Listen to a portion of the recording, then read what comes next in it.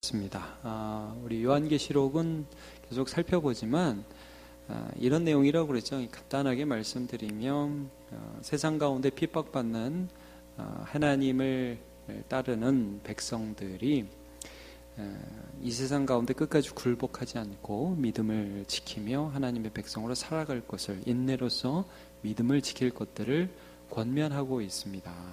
이제 오늘 대접 재앙을 함께 살펴볼 텐데, 이 재앙이 어떤 의미인지를 이제 좀 먼저 큰 그림을 좀 보자면, 재앙이 3번 나온다고 그랬죠. 그래서 첫 번째 재앙은 인재앙이라서 도장. 두 번째 재앙은 나팔 재앙이고, 세 번째 재앙은 대접 재앙입니다. 이제 이 세 가지 재앙이 각각 7개씩 이렇게 나오는데, 오늘 이제 대접 재앙이 7개 중에 4개 나오게 되는 본문을 본 겁니다. 근데 이게 뭐냐 하면, 인재앙이라는 것은 그 두루마리 성경, 뭐 성경이란 말은 안 나오지만 하나님의 말씀이, 하나님의 진노가 가득히 이게 기록된 두루마리를 인으로 봉했단 말이에요. 도장으로 꽝 찍어서 이렇게 딱 봉했단 말이에요. 근데 이걸 어린 양께서 하나씩 뛸 때마다 재앙이 이루어진다는 거죠. 그러니까 여러분, 이 하나님의 말씀이 집행됨으로 세상에 하나님의 심판이 임한 것에 대해서 말씀을 해주고 있고, 두 번째 나팔 재앙이라는 건 뭐냐면, 여러분 그 여리고 전투 때도 여러분 보시면 그 하루에 한 번씩 그 7바퀴 돌고 마지막 날은 7바퀴를 여리고성을 돌고 나서 뭐 합니까? 양각 나팔을 뿌 불죠. 그렇게 되면서 나팔이 불면서 성이 무너지고 하나님의 재앙이 여리고에 부어지잖아요. 이런 것처럼 하나님의 어떤 그 하나님의 주권 아래서의 심판이 세상 나라를 향하여 쏟아진다 이거예요. 그러면은 이 대접 심판은 뭐냐? 여러분, 대접이라는 것은 제가 지난주에도 지난주 부흥 사경회였고 그 지난주에 봤지만, 이 대접이라는 건 성전에서 쓰는 하나의 기구였어요. 기구. 그래서 여러분, 민수기 4장 7절 보면 이런 말씀이 있는데요. 진설병의 상에 청색 보자기를 펴고 대접들과 숟가락들과 주발들과 붓는 잔들을 그 위에 두고 항상 진설한 떡을 두고. 그러니까 이 성소 안에 대접이 있었는데, 이거 뭐 여러 가지 물건들을 움직이는, 운반하는 그런 도구였던 것 같아요. 그래서 뭐 향도 운반하고 뭐 여러 가지. 그리고 나서 또 성전에서 나오는 뭐 재라든지 여러 가지 뭐 물품들을 밖에다 버리는데도 사용을 했겠죠. 그러니까 하나님께 올리기도 하고 또 하나님으로부터 가져와서 이렇게 쏟아놓기도 하는 그런 도구였어요. 근데 중요한 건 뭐예요? 성전에서 하나님의 권위로 하나님이 시행하신 어떤 것들이 쏟아 부어진다. 이 심판이 하나님으로부터 왔다는 그런 이미지들이 여기 있는 거예요. 그래서 우리가 지금 16장을 봤지만, 여러분 15장에 보면 성전이 열린다는 말씀이 나오면서 이 대접 심판이 나오는 겁니다. 그래서 여러분 오늘 1절을 보세요. 또 내가 들으니 어디에서? 성전에서 큰 음성이 나서 7 천사에게 말하되 너희는 가서 하나님의 진노의 7 대접을 땅에 쏟아라. 그래서 성전에서부터 이 대접이 나온다는 이미지가 나오는데요. 여러분 14장 하나만 볼게요. 이 5절에 보면 이렇게, 15장 죄송합니다. 우리가 16장을 보고 있죠. 15장 5절에 보면 어떻게 말씀하세요? 또 이 일 후에 내가 보니 하늘에서 뭐가 열려요? 증거 장막의 성전이 열린다. 여러분 보이시죠? 네, 그래서 성전이 열리면서 하나님의 재앙이 시작된다.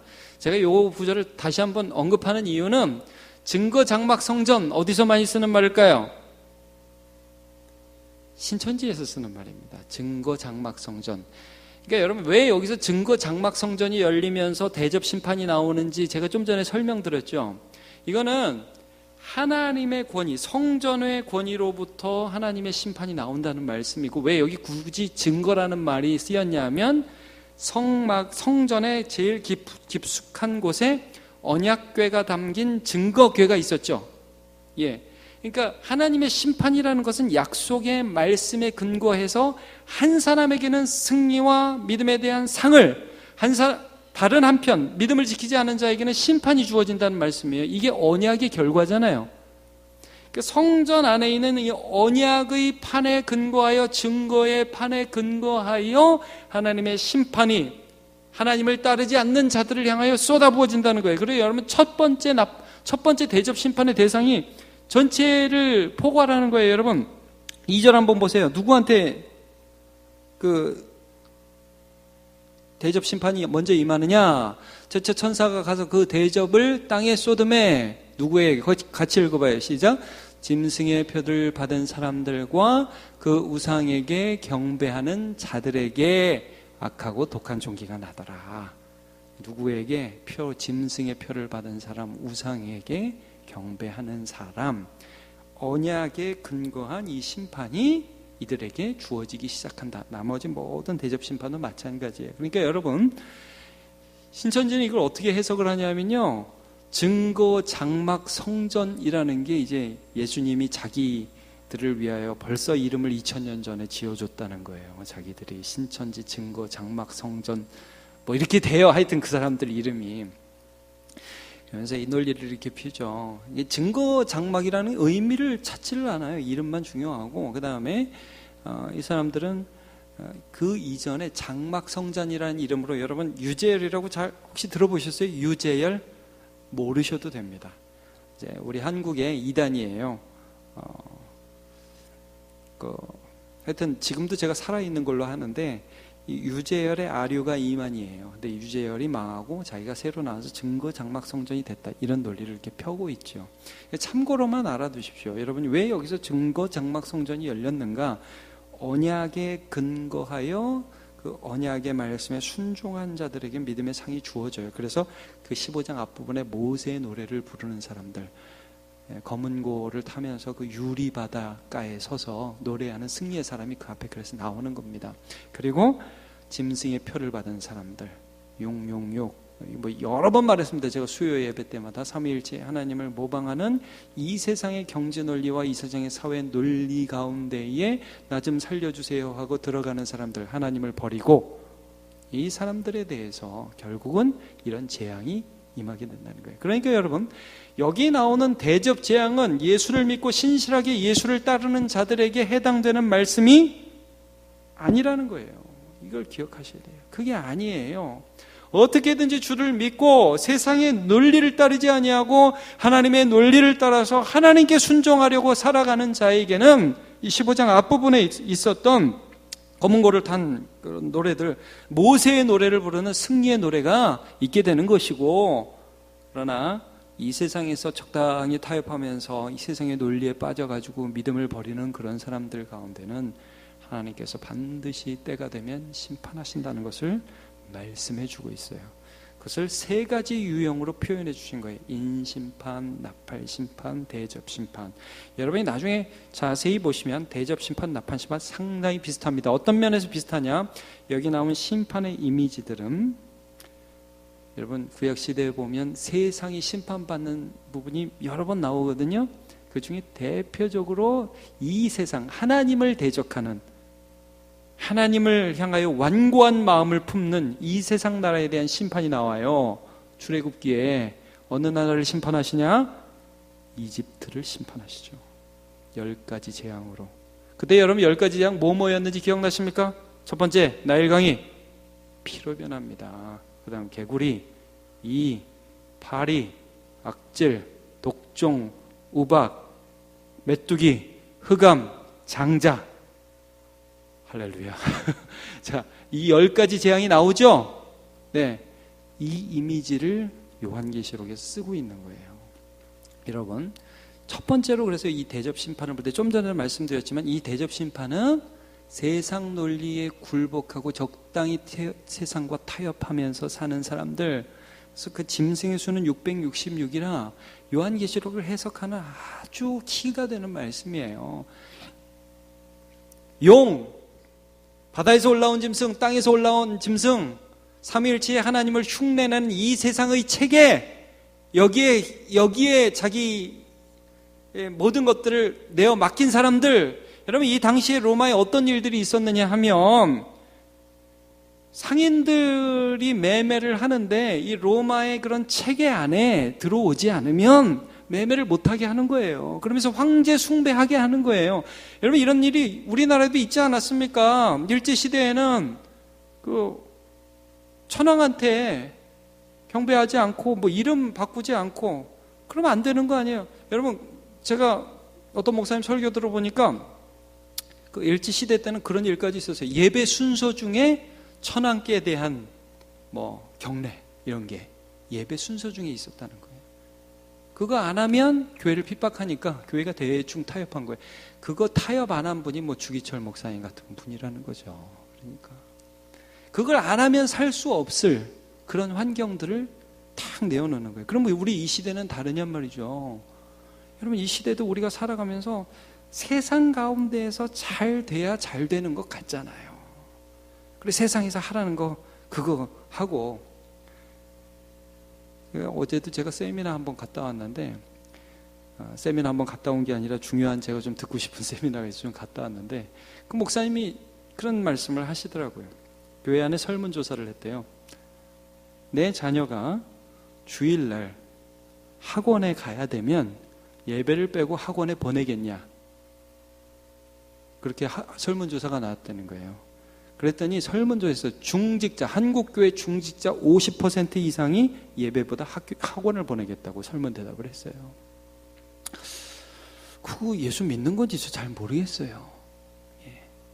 그러니까 여러분, 이 세상의 어떤 논리들, 이 세상의 어떤 체계들 안에 내가 들어가면 하나님 믿는다고 겉으로는 그래요. 근데 이제 아니라는 거죠. 자, 우리가 어떤 식으로 믿음을 가지고 있느냐, 그것들을 계속 말씀하시는 것입니다. 자, 그래서 세상에 하나님 믿는다고 말하는 거 말고 하나님을 믿으며 하나님의 체계 안에서 믿음을 따라서 살려고 발버둥 치는 그 사람들, 그리고 그렇지 않은 세상의 체계 가운데 있는 이 사람들이 어떠한 형벌을 받느냐, 이것들을 지금 우리가 살펴보고 있습니다. 첫 번째 형벌은 좀 전에 봤습니다. 어디에 떨어지죠? 첫 번째 대접을 어디에 쏟아집니까? 2절 보니까 첫째 천사가 그 대접을 땅에 쏟아요. 그러니까 종기가 났다, 이렇게 말씀을 하고 있죠. 모르겠습니다. 요즘에는 이명래고약 이런 거 잘 안 보이는 것 같아요. 어르신들은 다 알죠. 저 어릴 때까지 많이 있었던 것 같은데 요즘에는 거의 이명래고약 안 보이는 것 같은데, 하여튼 있어요? 네, 그래요. 하여튼 그거 붙이면서 막 짜내고 그랬는데, 어쨌든 어떤 독한 피부병이 이제 걸릴 것이다 라는 말씀인데, 여러분, 사람이 자기가 건강한 걸 당연하다고 생각하잖아요. 어떤 것을 할 수 있는 능력. 여러분, 아파보면 그게 당연한 게 아니죠. 네, 이 세상 사람들에게 하나님이 하나님을 보여주시는 때가 온다는 말씀이에요. 근데 여기 땅이라는 표현을 쓰고 있잖아요. 그래서 어떤 신학자들은 이 땅이라는 것이 어떤 세상의 주권들, 세상의 권세자들이 잡고 있는 그런 세력들을 상징한다고 말을 하기도 해요. 저는 뭐 그런 해석이 있다, 이런 정도만 여러분에게 말씀드리겠습니다. 두 번째, 세 번째 재앙은 물과 관계된 그런 재앙입니다. 우리가 첫 번째 재앙도 이집트가 10가지 재앙으로 하나님의 심판을 받을 때 분명히 악질과 독종이 나오죠. 피부병들이 나와요. 자, 3절 4절 볼게요. 둘째 천사가 그 대접을 어디에 쏟죠? 바다, 큰 바다 가운데 이제 대접을 쏟아요. 그러니까 바다가 죽은 자의 피같이 됩니다. 그리고 바다 가운데 모든 생물이 죽게 되죠. 썩은 악취가 납니다. 자, 그 다음에 4절에 보니까 셋째 천사가 그 대접을 이번에는 어디요? 강과 물의 근원. 이건 단순한 바다가 아닙니다. 여러분, 이 물이 솟아나게 되는 그 근원이 있잖아요. 이 부분에 대접을 쏟게 되니까 그 근원이 피가 되죠. 사람들이 살아갈 수 있는 어떤 근원들을 말씀해요. 여기서 이제 바다가 뭐냐, 물의 근원이 뭐냐 할 때, 뭐 나름대로 여러분, 물 안 마시고 사는 사람이 어디 있어요? 그렇죠? 그리고 로마의 자랑이 바다예요. 해상무역. 그래서 구약 성경에도 보면 두로라는 나라가 나오잖아요. 해상무역을 하던 나라거든요. 근데 이제 뭐 그런 자기 자랑들이 그냥 하나님이 한번 쳐버리시면 힘을 잃어버리는 거죠. 그래서 이사야 23장 1절 두로에 대한 경고라 다시스의 베드라 너희는 슬피 부르짖을지어다 두로가 황무하여 집이 없고 돌아갈 곳도 없으며 이 소식이 기띔 땅에서부터 그들에게 전파되었습니다. 바다에 왕래하는 시돈 상인들로 말미암아 부유하게 된 너희 해변 주민들아 잠잠하라. 니들 아무것도 아니다. 그러니까 경제의 근원들이 이제 다 그 하나님이 치시면 아무런 힘을 발휘할 수 없게 될 것이라는 말씀들을 해주고 계신 것이죠. 여러분 이제 우리가 이걸 계속 볼 건데 결국은 그렇게 해서 우리가 16장 보고 있는데 이제 17장 그 다음에 뭐 18장 가게 되면 결국은 여러분 한번 18장 한번 가보세요. 18장 2절.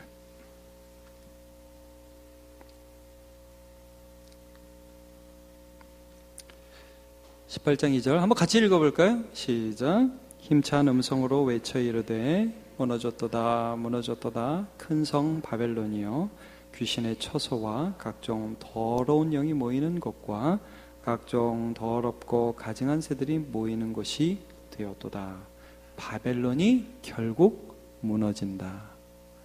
이 세상의 체계가 결국 무너진다. 이런 말씀입니다. 결코 무너지지 않을 것 같은 이 세상이 무너지고 만다는 것에 대해서 성경은 지금 말씀해 주고 있는 것이죠. 자, 제가 일단 그 사이에 지금 우리가 16장 보고 있죠. 이제 그 사이에 한 그 구절이 있긴 있는데 다시 16장으로 오시면요, 여러분 8절과 9절을 보시면 이제 넷째 대접이 나와요. 그걸 보고 그 막간을 다시 보겠습니다. 8절 9절을 보면 넷째 천사가 그 대접을 이번에는 어디다 뿌려요? 해. 해에다가 그 대접을 딱 쏟습니다. 하나님의 권위로. 그러니까 해가 권세를 받아서 불로 사람을 태우게 됩니다.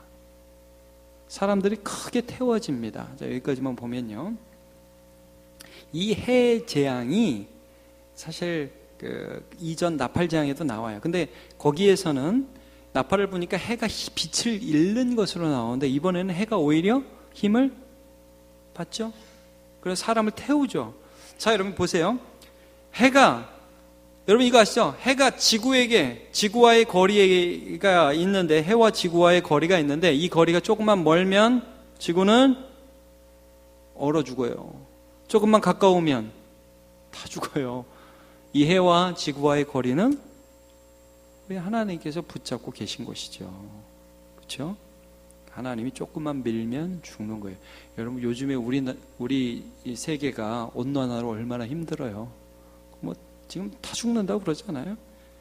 조금만 이렇게 가까워지면 이게 우리가 어떻게 될 수가 없는 거예요. 근데 이거를 너무 우리가 이런 식으로 해석하면 안 돼요. 뭐 지구 온난화 이런 식으로만 해석하면 안 됩니다, 여러분.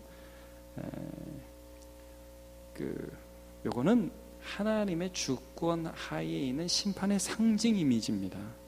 물리적인 것으로 너무 해석하지는 마십시오. 그렇게 되면 이 세상에 있는 믿는 사람도 지구온난화로 얼마나 힘든데 그런 식으로 해석하는 것은 옳지 않습니다. 전체적인 그런 의미들을 좀 봐야죠. 오늘 우리가 좀 봐야 될 것은 이 심판에 대한 사람들의 반응입니다. 자, 보십시오.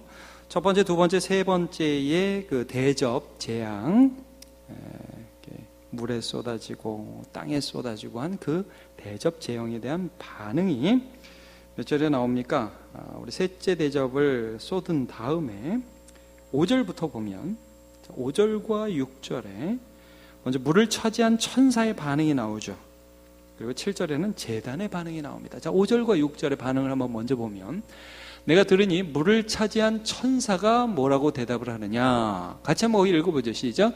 전에도 계셨고 지금도 계신 거룩하신 이여 이렇게 심판하시니 의로우시도다. 그들이 성도들과 선지자들의 피를 흘렸으므로 그들에게 피를 마시게 하신 것이 합당하니이다 하더라.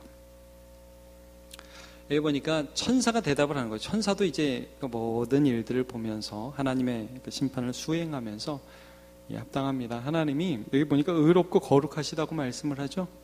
예, 하나님이 참 의로우시다. 이건 마땅히 받아야 할 심판을 이놈들이 받네. 하나님 참 잘하셨습니다. 이런 거죠. 여러분 이렇게 딱 혼내고 나니까 옆에서 하나님 잘하셨어요. 이놈들 혼나야 돼요. 이게 심판 받아야 되는 건데 하나님이 하신 겁니다. 너무너무 잘하셨습니다. 박수 치는 거죠. 예. 구체적으로 왜 이런 반응이 나오는지 우리 그 다음 절을 한번 보죠. 그 다음에는 제단의 반응이 나와요. 제단의 7절. 또 내가 들으니 제단이 말하기를. 자, 요한계시록에서 제단 그러면 우리가 좀 눈여겨보게 되죠. 제단. 일단 읽어볼게요. 자, 그러하다부터 같이 시작. 그러하다 주 하나님 곧 전능하시니요 심판하는 것이 참되시고 의로우시도다 하더라. 아멘. 자, 우리 성도들, 우리가 6장을 한번 가봅시다. 요한계시록 6장. 제가 PPT를 준비를 못했네요. 자, 6장 9절을 한번 읽어보시면 이렇게 되어 있죠. 6장 9절. 다섯째 인을 떼실 때에, 찾으셨습니까? 네, 6장 9절. 다섯째 인을 떼실 때에 내가 보니 하나님의 말씀과 그들이 가진 증거로 말미암아 죽임을 당한 영혼들이 어디요? 제단 아래. 제단은 항상 기도의 상징입니다. 이 향이 제단에서 하나님 앞에 성도의 기도와 함께 올라가더라. 여러분 기억하시죠? 큰 소리로 불러 이르되 거룩하고 참되신 대주주여 땅에 거하는 자들을 어떻게 하여 달라고? 심판하여. 여기 땅에 거하는 자들이라는 말씀은 하나님을 믿고 믿음으로 사는 자들을 짐승의 표를 주면서 따르지 않는다고 핍박하며 고난 주고 악하게 살며 하나님을 무시하는 이 세상의 세력들을 말씀하는 겁니다. 그들을 도대체 언제 심판하여 주실 겁니까? 우리 피를 갚아주지 아니하기를 어느 때까지 하시려 하나이까? 그렇게 하니까 각각 그들에게 흰 두루마리를 주시며 이르시되 아직 잠시 동안 쉬어라. 이미 순교자들이, 사람들은 혹은 순교적 삶을 사는 사람들이죠. 그들의 종들과 형제들이 자기처럼 죽임을 당하여 그 수가 차기까지 하라. 그러니까 하나님이 인내하고 계신 것입니다. 하나님 참고 계시고 때가 되면 반드시 이런 심판을 하실 것이라는 말씀이죠. 여러분 다시 한번 말씀드립니다. 이 요한계시록은 아직 일어나지 않은 미래 사건을 기록하고 있는 것입니까? 현재 우리가 사는 이 시대에 일어나는 일을 기록하고 있는 것입니까? 아직 안 일어난 일이에요? 지금 일어나고 있는 일이에요? 과거부터 계속 일어난 일이에요? 네, 과거부터 계속 일어나고 있는 일들을 기록하고 있는 겁니다. 이건 뭐 무슨 미래의 무슨 뭐 퍼즐 맞추는 것처럼 그렇게 요한계시록 보지 마십시오. 요한계시록은 여러분 성경이 말하는 말세, 늘 말씀드려요. 성경이 말씀하는 마지막 때는 언제예요? 예수님이 오셔서 이 땅에서 다시 승천하셔서 다시 오실 때까지 초림과 재림의 사이가 말세란 말이에요. 그때 이런 일들이 일어나고 있을 거라는 말씀을 해주고 계시는 것이죠. 자, 제단은 순교자들의 기도가 하나님 앞에 올라갔고 또 하나님이 잠깐 쉬라고 했고 거기서 하나님이 성전, 그 성전에서 대접이 나와가지고 세상에 그 하나님의 진노를 쏟아 부었어요. 그러니까 제단이 지금 말하는 거예요. 하나님 참 의로우시도다. 그들의 그러한 원통함과 그들의 그런 아픔들에 대해서 하나님이 갚아주신다. 여기서 아멘 하셔야 됩니다. 제가 우리 교회 성도들도 보면 믿음 지키고 살려고 애쓰시는 분들 많습니다. 세상에서 최고 아닐지라도 세상에서 조금 덜 인정받을지라도 각자의 위치에서 믿음 지키고 살려고 애쓰시는 분들 많습니다. 여러분 우리는 세상 살아가야 됩니다. 근데 세상에서 1등 되는 게 목적은 아니에요. 세상에서 믿음 지키면서 하는 게 목적이에요. 예. 그리고 그런 자들은 하나님이 하나님에 대해 높여주신다는 거죠. 예. 그리고 여러분 너무 힘들 때는 좀 살게 해달라고 기도해 주세요. 기도하시기를 바랍니다. 일용할 양식 달라고 기도하세요. 그건 나쁜 거 아니에요. 그러나 세상의 체계 안에서 엎드리고 수그리고 그렇게 들어가지 않게 해달라고 기도하시기를 바랍니다.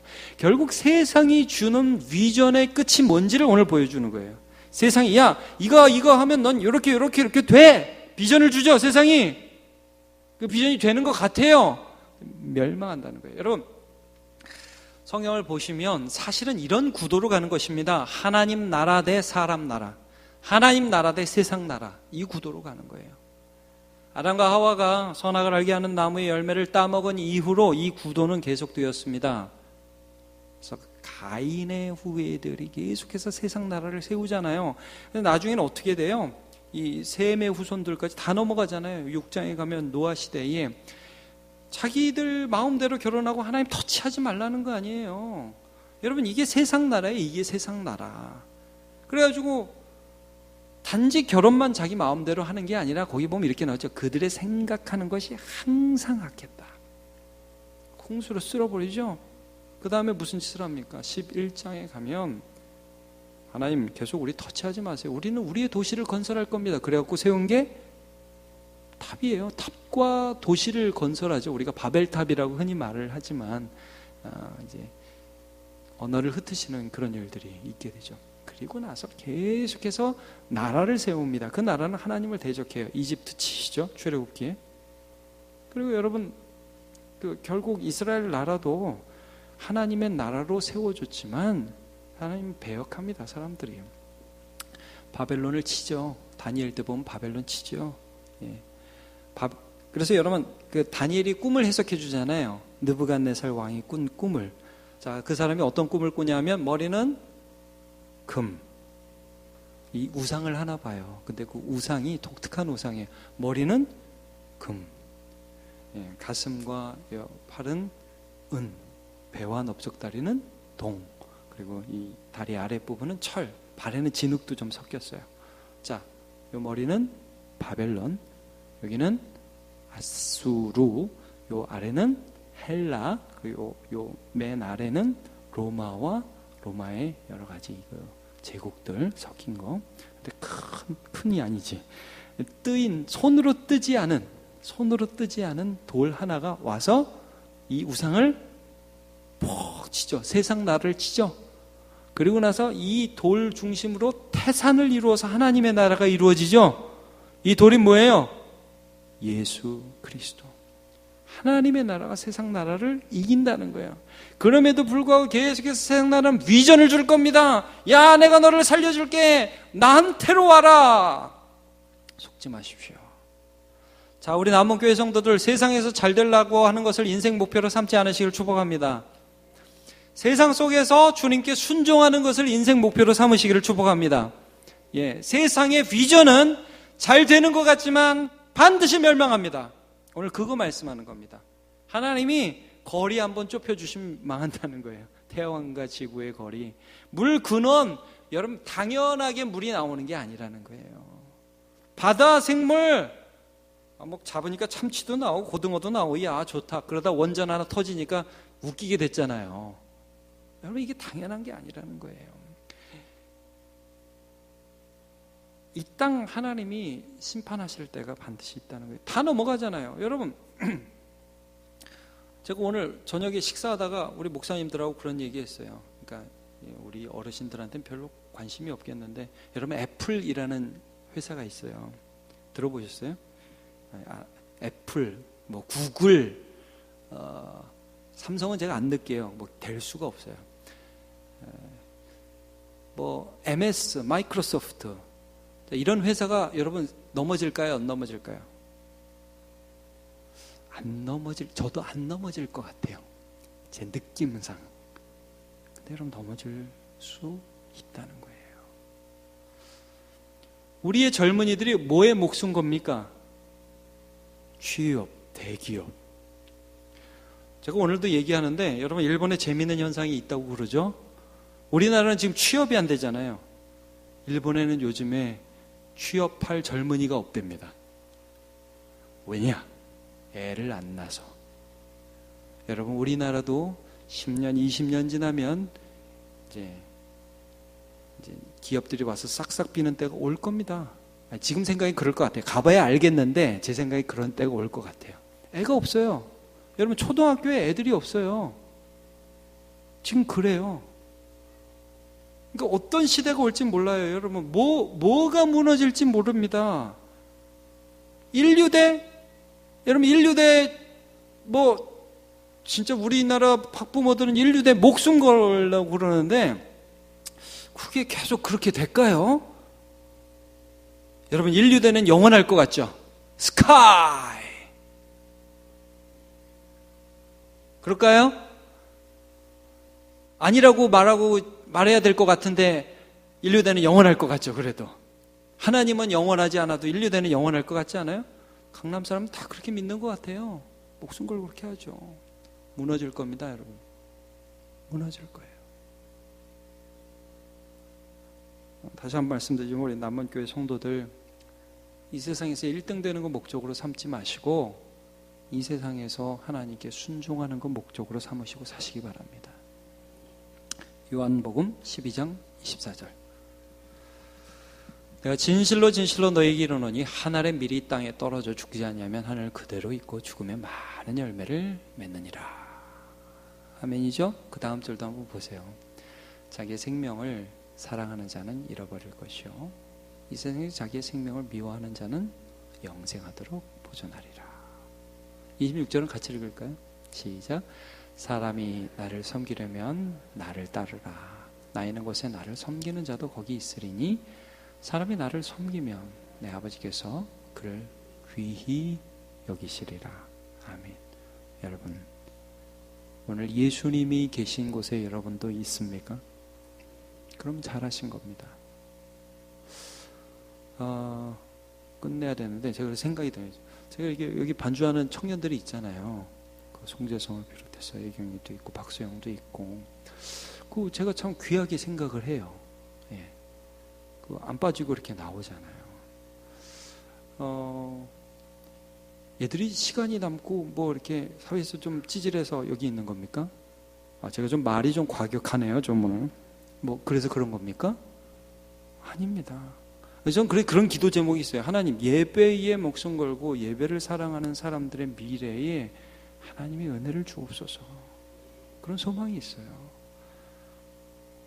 주님을 경외하는 자가 망하는 것 같은데 어떻게 안 망하는지, 하나님을 사랑하는 자가 어떻게 이 세상에 힘들게 한 걸음 걸어가는 것 같은데 지나고 보니까 하나님의 은혜로 사는지 니들이 좀 보여줘야 되지 않겠냐? 그리고 여러분이 좀 보여줘야 되지 않겠습니까? 우리 청년 중고등부 가운데 그런 애들이 좀 많이 나와야 되지 않겠습니까? 예. 그리고 여러분 그렇게 사십시오. 저는 믿습니다.